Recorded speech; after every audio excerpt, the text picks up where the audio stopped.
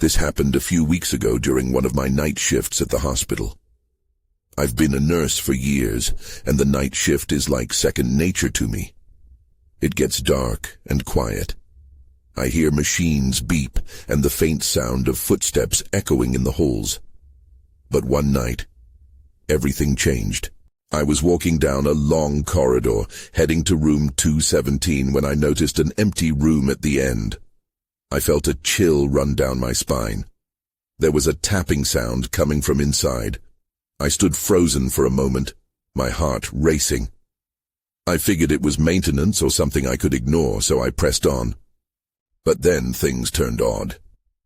In the following days, I thought I saw shadowy figures darting out of the corner of my eye.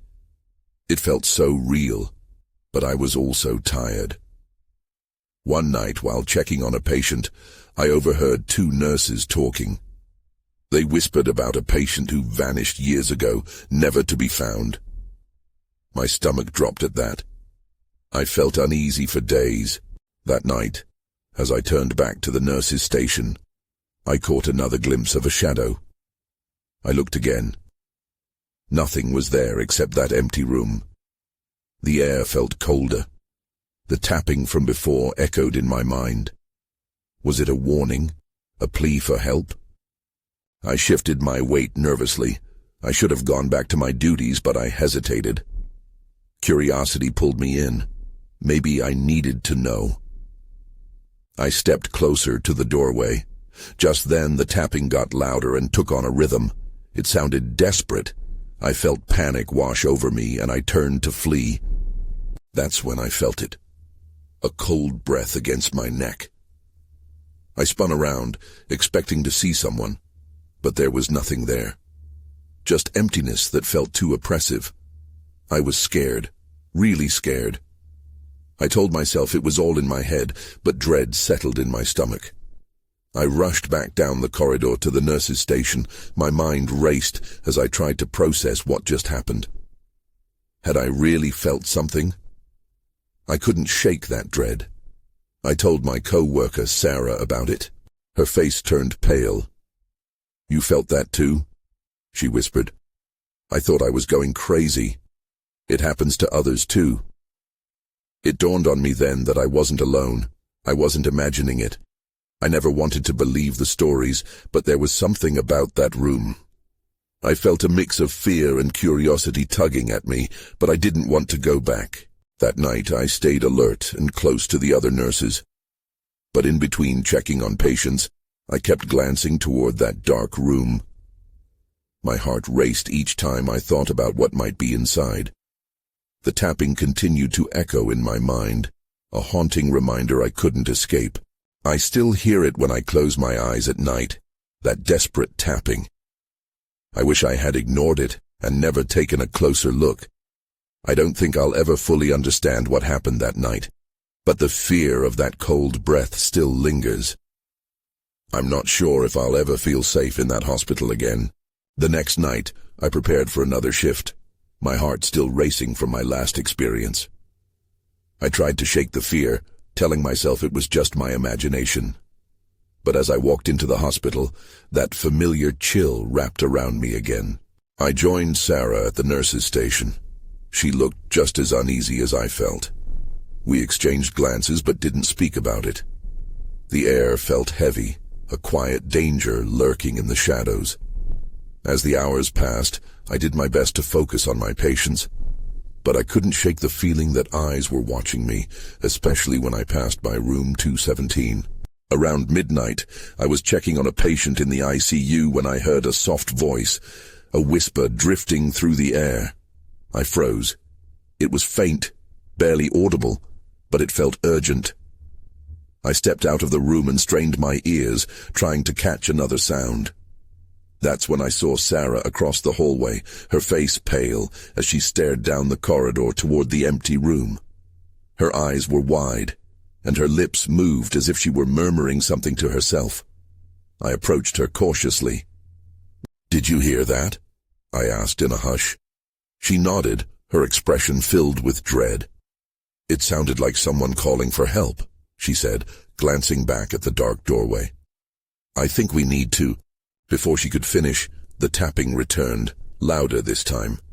It was rhythmic and demanding, the sound like nails scratching on wood. A shiver ran down my spine. I caught a flash of movement from the corner of my eye. Shadows danced just beyond the threshold of that room, flickering like candlelight.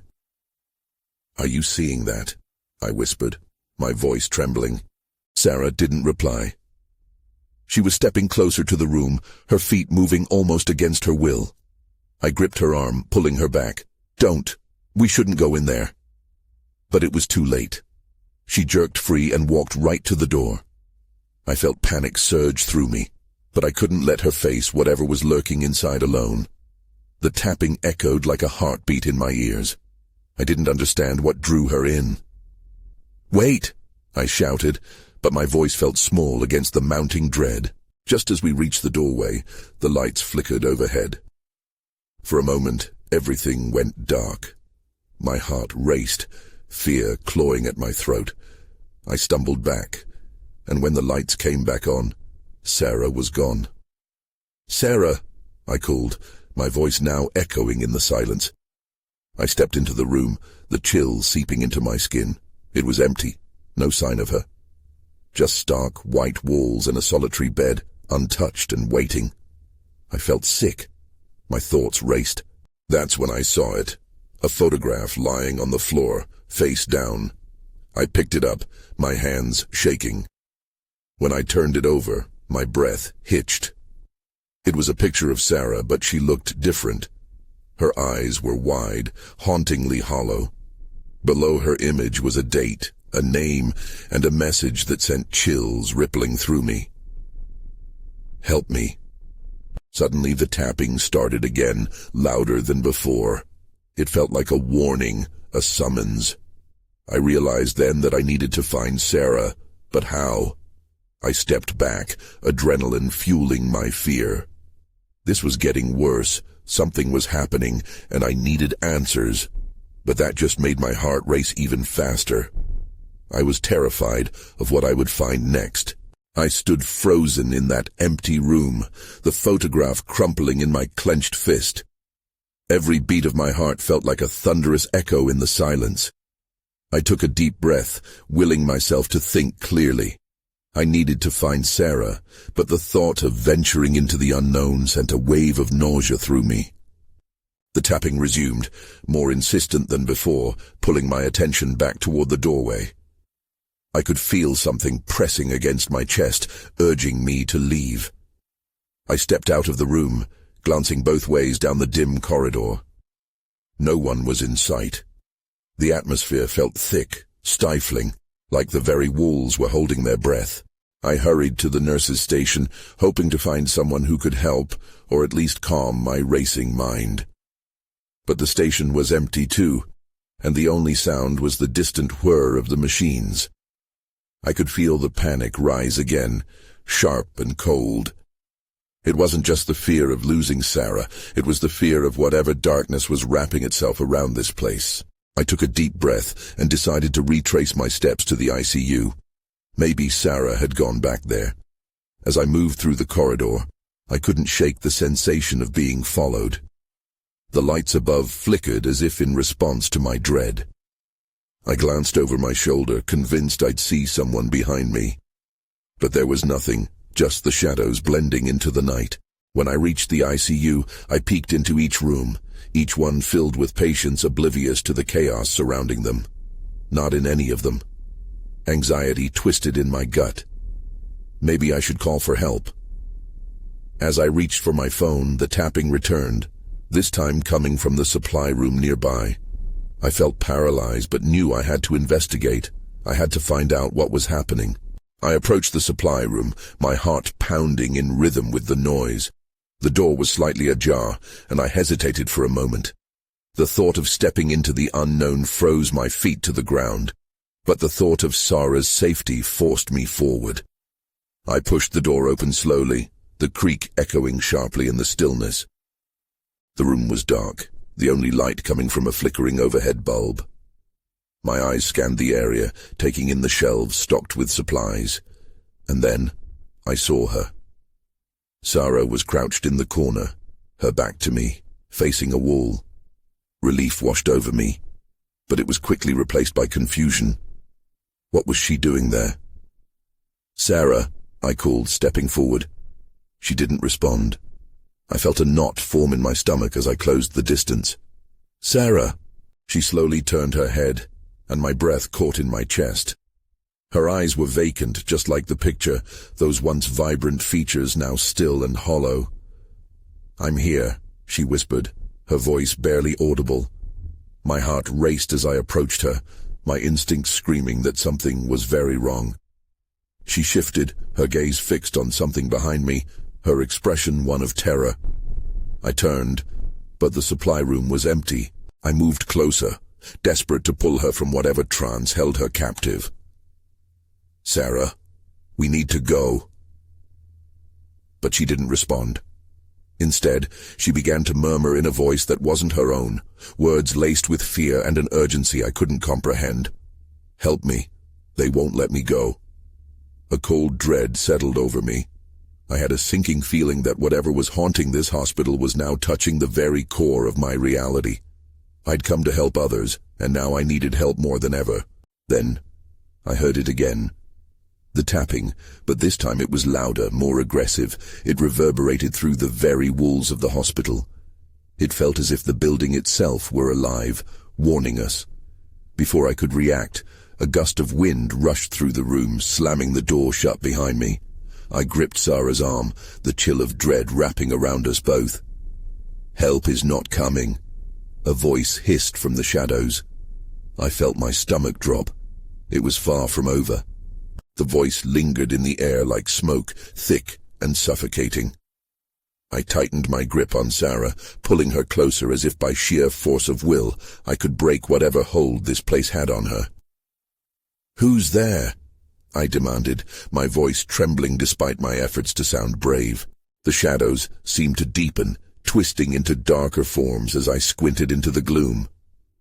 The tapping continued, rapid and chaotic, as if in response to my fear. I felt like a moth drawn to a flame, wanting desperately to turn away, but unable to resist the pull of the unknown. Then, a figure stepped out from the darkness. It was a man, or what was left of one. His skin appeared grey and stretched too tight over bone, his eyes sunken and filled with despair. "You shouldn't be here," he rasped, his voice a low rumble that seeped into my bones. "You're meddling with forces you don't understand." "Leave us alone," I shouted, even as my heart raced. I wanted to run, to bolt for the door, but I couldn't abandon Sarah like this. She needed me. The figure took a step closer, his presence darkening the air. "They are coming for her," he said, pointing a skeletal hand toward her.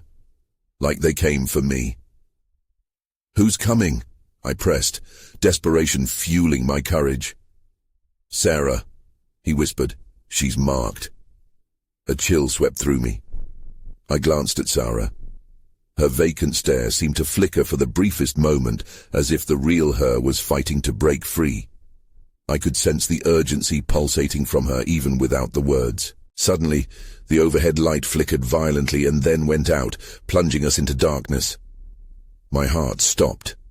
I strained my eyes, trying to see anything beyond the veil of black. I could still hear the tapping, now a rapid drum pounding in my chest. "Run!" I screamed, instinctively pulling Sarah toward the door. She stumbled slightly but didn't resist. Together we rushed toward the exit, the tension in the air wrapping around us like a vice. But as we reached the door, it wouldn't budge. "No, no, no," I grunted, pushing harder against it. It felt as if something was holding it shut from the other side. The tapping grew louder, more insistent, echoing my panic. I turned back to the figure, but he had vanished, like mist evaporating in sunlight, leaving only the sensation of his warning behind. Something was happening here, something I couldn't fully comprehend, and I could feel it coiling around us, tightening its grip. "Please, Sarah, you must wake up," I begged, shaking her slightly. Her eyes flickered just then, and I could see a glimmer of recognition. But it was gone too quickly. "Help me," she murmured again, her voice laced with a sorrow that cut through me like glass. "They won't let me go." Just then, I heard a low rumble beneath us, like the growl of a vast beast awakening. The walls began to quiver, and an overwhelming dread surged up from the floor like a wave crashing over me. I pounded the door again, panic flooding in as I felt the room constricting around us. That's when I saw it. A shadow breaking free from the corner, slithering toward us like a predatory creature stalking its prey. The door shook violently. I knew we had to escape, but how? With every ounce of strength, I pushed against the door again, desperation electrifying my movements. There had to be a way out. If not, I might lose her, lose us both, to whatever darkness laid claim to this place. The door shuddered again, rattling in its frame as if something on the other side were clawing to get in. I pulled harder, but it wouldn't yield. Adrenaline surged through me, and I felt a deep instinct to fight. "Stay close, Sarah," I whispered, gripping her wrist tightly. I could feel her body trembling, but she seemed lost, drifting further away. Despite the chaos, I tried to remain focused. "We can't let them take you." The shadow inched closer, a dark smear against the wall, morphing into a figure. It was indistinct, shifting forms that danced at the edges of my vision. I couldn't tell if it was real or a product of my fraying mind. "You can't stop what's coming," it hissed, echoing the voice of the man from before. "Shut up!" I shouted, forcing every ounce of effort into the door. I pushed against it again. I couldn't think about what was happening, only about getting out. I took a step back, gathering my strength, trying to think of the door's hinges, where the lock might be. "Help me." Sarah's voice trailed off, softer now. I turned, heart sinking as I saw her pale expression, somewhere between fear and despair, as if she could sense the darkness converging around us. Then, out of desperation, an idea sparked. "The windows!" I yelled, grabbing her arm and leading her away from the door. It had to be worth trying. We rushed to the window, the weight of the air pressing down on us. I shoved it with both hands, but it wouldn't budge at first. "No, come on." I forced my body against it, and with a hard shove the window finally creaked open, groaning like a creature in pain. Cool air rushed in, a stark contrast to the stifling atmosphere. I quickly looked outside. It didn't seem too high up. If we could just climb out. But just as hope flickered, the tapping escalated, morphing into a cacophony of pounding fists. With every beat, I felt it clawing at my sanity. The room vibrated violently, and I pulled Sarah closer to the window's edge, her eyes wide in terror. "Help me," she whispered again, but this time it carried a weight, a plea that cut through the chaos. I glanced back, and there it was, the shadow now filled with dark intent, malicious intent. "We have to go now. You hear me, Sarah?" I urged, but she merely stared. I shook her again, adrenaline coursing through my veins, urging her to snap back to reality. "Jump!" With one last surge, I hoisted her up and climbed into the window. I could hear the meld of whispers swirling around us, threatening to pull us back. She finally responded, that flicker of recognition sparking in her eyes again. "Jump!" I insisted, but before I could leap out myself, I felt something cold, a grip around my ankle. Panic surged, twisting my instincts. I kicked out, trying to break free. At that moment, I spotted something near the wall, a flickering light, like the erratic heartbeat of a dying star, blinking in and out as if it was trying to convey something. "Now!" I shouted one last time, and this time she jumped. I heard her hit the ground, the sound dull but promising. I took a breath and prepared to follow her, but a dark tendril shot up from the ground, tangling around my leg, yanking me back. I screamed, feeling the cold touch seeping into my skin, absorbing every shred of courage. "Sarah!" I yelled, searching for her in the gathering gloom. But as I struggled, everything faded. Just before the world went dark again, I saw the flicker of light pulse one last time, and then I was engulfed. And I knew, whatever this was, it wasn't finished with us yet. I awoke in a haze, the taste of dust thick in my mouth and my body heavy like it was glued to the floor. I blinked against the light, a harsh brightness that pricked at my vision. My heart raced as I pushed myself up, fighting the weight that felt like it had settled inside my chest. "Sarah," I croaked, my voice barely a whisper. I scanned the room, but it was empty save for the flickering bulb above. The din of pounding fists had diminished to a distant echo, but it still lingered in the back of my mind. Panic gripped me. Had I lost her? As I struggled to my feet, the room felt different. The walls, once stained beige, were now a sickly shade of gray, the air heavy with an eerie silence. I took a cautious step forward, and the floor creaked beneath me. Each sound felt like a shout in the hush. I turned to the window. It was wide open, letting in a soft breeze, but there were no signs of Sarah outside. My heart raced again, fear pooling in my stomach. "Where are you?" I called, trying to keep my voice steady. I needed to keep my wits about me, especially after everything that had just happened. Then, on the edge of the bed, I noticed something. A dark smear, a mess of dust and something that looked like dried leaves. I bent to examine it, my fingers brushing against the material. It was warm, almost pulsing under my touch like a heartbeat. I jerked my hand back, staring at the residue. "Not again," I muttered. Just then, a noise broke the stillness, a soft sigh, almost like a whisper carried on the wind. It came from the other end of the room. I turned, the thrum of dread racing through me. "Sarah!" Slowly, I approached the source of the sound. "If you're playing a trick on me," I started, but my voice faltered. Then I saw her. She stood in the darkness against the far wall, her face shadowed. "You shouldn't have come back," she said softly, her eyes strangely vacant. "What?" I stepped back, confusion spiraling. "What are you talking about? I was looking for you." She just shook her head, a sad smile appearing on her lips. "You don't belong here." "What do you mean?" I pressed, inching closer, desperate to reach her. "I'm not leaving without you." Before I could reach her, she stepped back into the dark, and the air in the room began to flicker, a chaotic blend of whispers rising again. I felt the temperature drop, an icy grip closing around me. "Sarah!" I yelled, panic setting in as the lights began to flicker violently.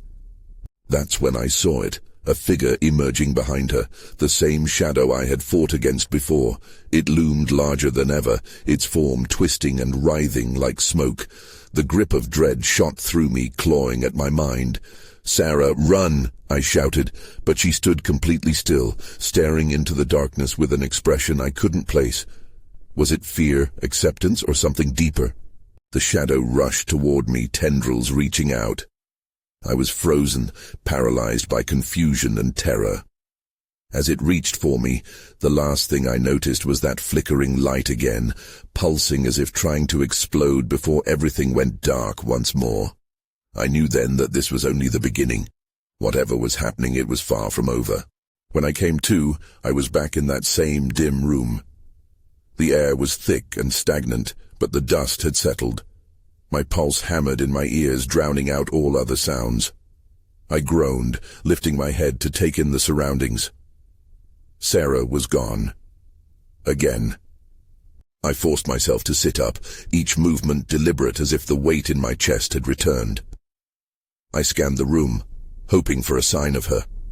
The shadows from the flickering bulb danced menacingly across the walls, and I could swear they were trying to form meanings I couldn't grasp.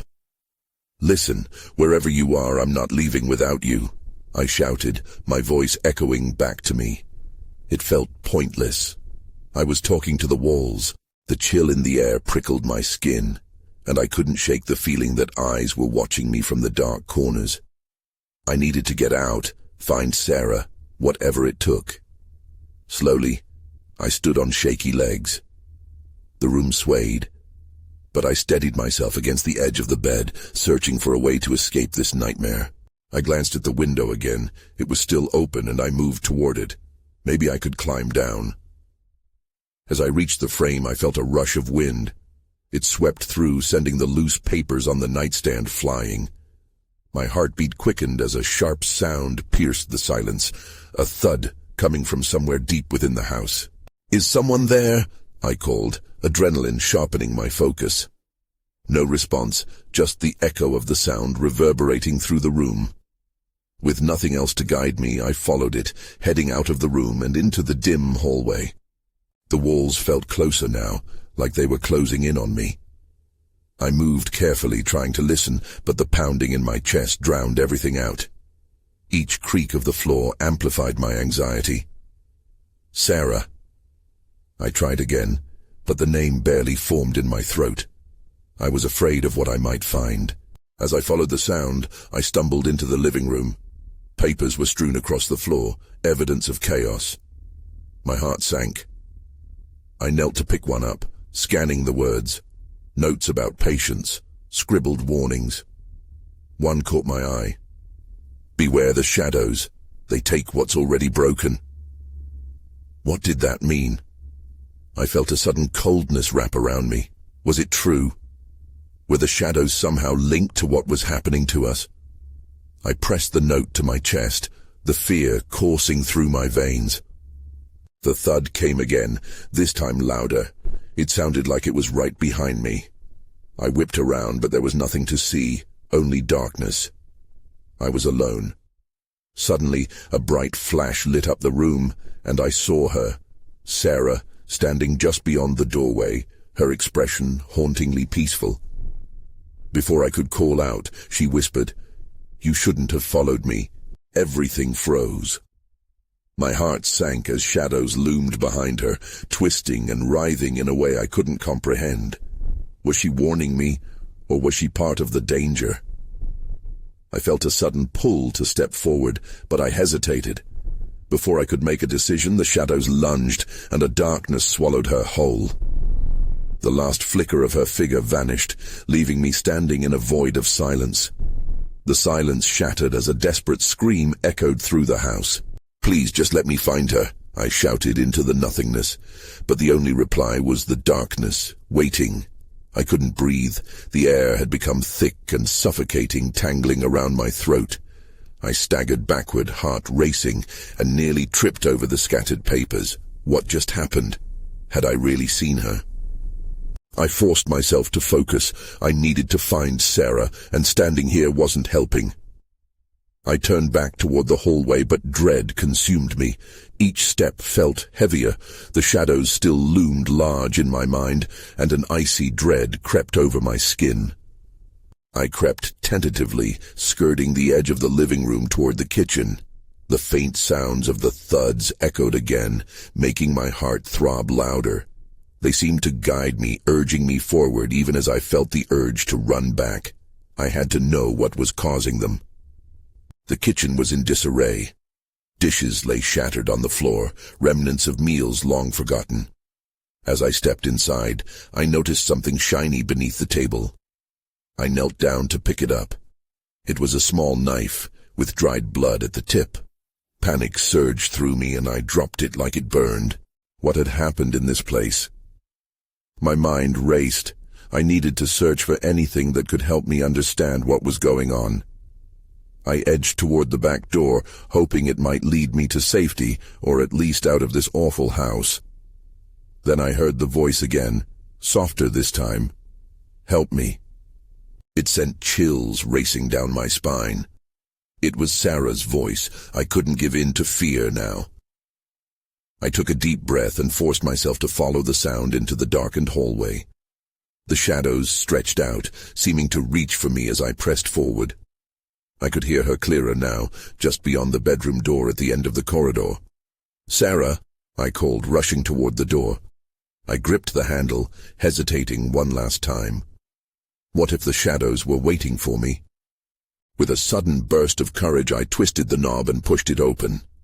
The room was dimly lit, and the air felt electric with tension. My heart sank as I took in the disarray. Furniture was overturned, and the bed lay stripped of its sheets. That's when I saw it. A flicker of movement caught my eye. something lurking in the corner, a figure cloaked in darkness. I stepped back instinctively, the door creaking ominously as it swung close. "Stay away!"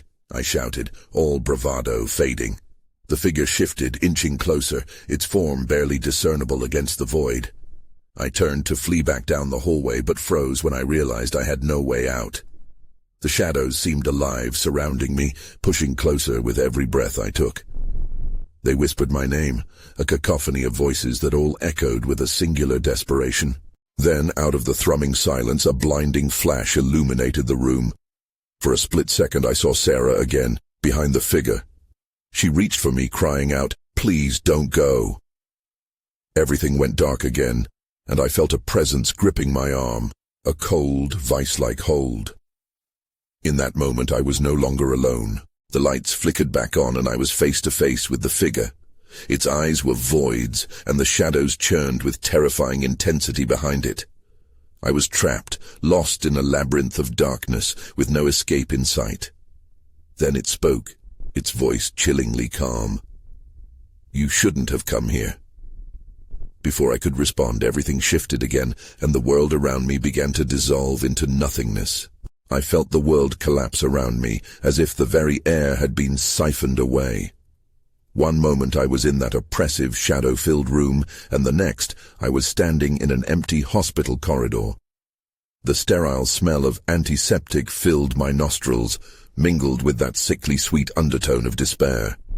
I blinked, trying to shake the remnants of that cursed place from my mind. This was not right. I should have been in my friend's house searching for her, not here floating in a memory. Yet the fluorescent lights flickered above me, matching the erratic pace of my heart. "Sarah!" I shouted, half hoping she would magically appear, conjured by that desperate longing. The silence swallowed my voice whole. The corridor was empty, the hospital eerily still, as if waiting for something to break the tension. I stepped forward cautiously, the tile cold beneath my feet. I passed a series of closed doors, each one a reminder of the many lives that had slipped through this place. I paused briefly at one of them. My fingers itched to push it open, but I took a breath and held back. I needed to find Sarah first. Then, out of the corner of my eye, I saw movement. A shadow darted down the hallway just beyond my line of vision. It was quick, like a flicker on the edge of my focus. My heart lurched. "Sarah!" I called again, my voice trembling. I followed the shadow, hastening my pace. The corridor twisted and turned, and soon I found myself in the dimly lit waiting room. Rows of stiff chairs stared back at me, abandoned like memories too painful to revisit. And then I noticed a figure hunched over in one corner. I approached slowly, dread pooling in my stomach. The figure was small, the shoulders shaking as if in silent sobs. "Sarah?" I asked, my voice barely above a whisper. The figure turned, and it wasn't her, not really. It was a girl, maybe 10 years old, with dark hair plastered to her forehead. Her eyes were wide and terrified. "They won't let me go," she said, her voice hollow. A chill crept over me. "Who won't let you go?" The girl pointed towards the exit, but it remained sealed. "You have to help us," she said, and I could see the desperation in her expression. "The shadows come for us when the lights flicker." Suddenly the lights flickered, and with each pulse I felt a magnetic pull toward the waiting room door. "I can't. I need to find my friend," I stammered, but the shadows danced closer, their edges fraying as they seeped into the room. The girl grabbed my arm, her grip tight and insistent. "You can't leave. You have to help us first." Before I could process her words, another flicker burst through the room. In that brief illumination I saw the outlines of figures behind the girl, white faces twisted in dismay, trapped in the remnants of their lives. The faces were hauntingly familiar. "Get out!" I screamed, yanking my arm away.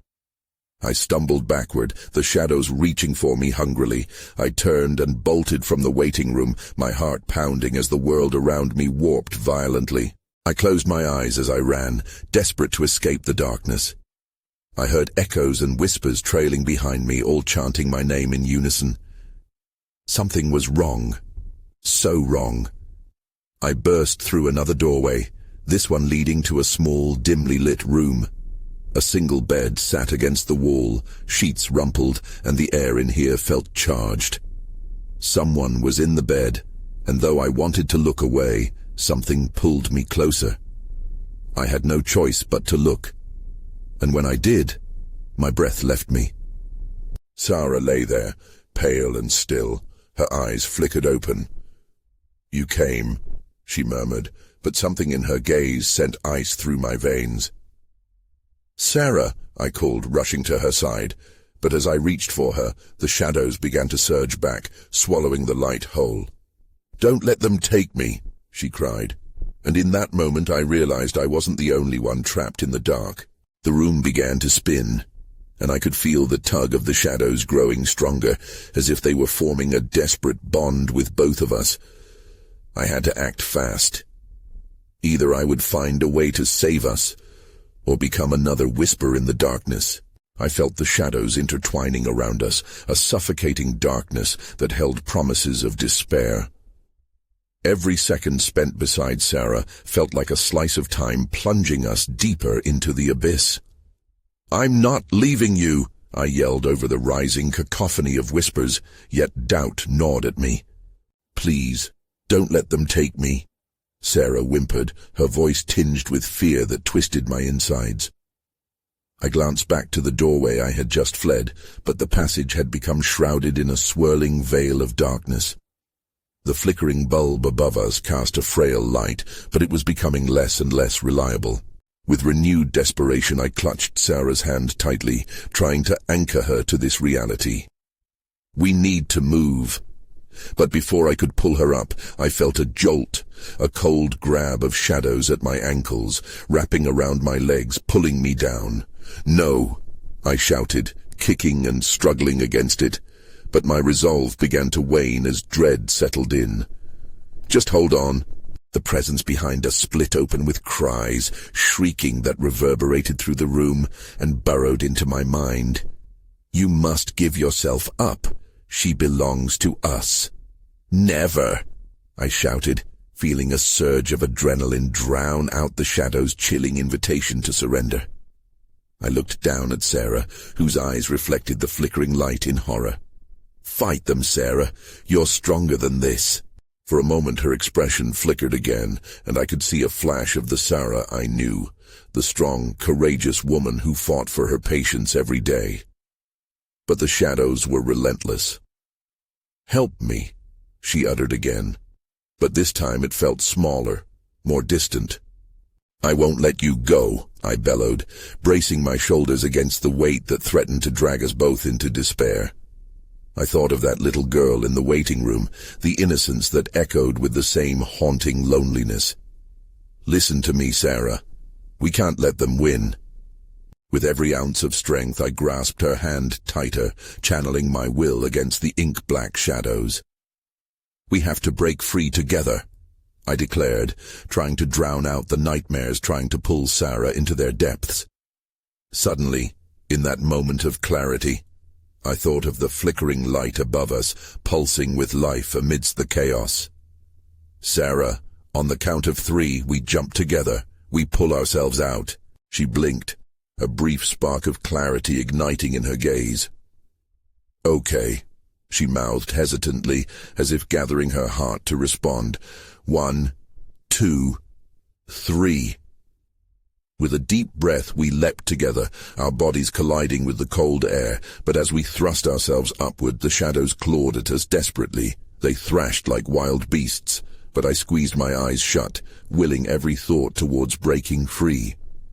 In that heartbeat of chaos, I felt the warmth of Sarah's grip slip momentarily, and the world tumbled into blinding light. And then we fell hard, crashing not into the shadows but cocooned in soft, cool grass. I landed with a thud, breathless, and opened my eyes to the sky. Sunlight bathed everything warm and bright. Was it possible we were out? "Sarah." I gasped as I sat up, scanning the surrounding park that was both familiar and foreign. Had we truly escaped? I could hear laughter nearby, children playing, the soft chirping of birds. Yet as I turned my head, that familiarity twisted, and back in the shadows, beyond the edge of the park, figures flickered, watching me with hollow eyes. "Hey!" another voice shouted. I jolted at the sound, and there was Sarah. She was standing, hair tousled and eyes bright. Yet I noticed the shadows were slowly creeping in around her. "Run!" I cried. But part of me lingered in dread as I realized the laughter of children had faded. The sun dimmed again, a flickering of light mocking our escape as the once vibrant park turned vacant and shrouded. It wasn't over yet. I felt the grip of shadows tightening again within my chest, trying to pull us back into their depths. I surged toward her, reaching, and she extended her hand. "We have to go." Tears formed in my eyes as I sprinted, but somewhere in the back of my mind, questions hung unanswered. Had we truly escaped? Or was this merely another layer of that dark reality? The laughter became muted whispers, and as we ran toward each other, new shadows stirred, whispering our names once more. And I knew, even as we ran, that there would always be something lingering, an uncertainty that perhaps the darkness never truly left.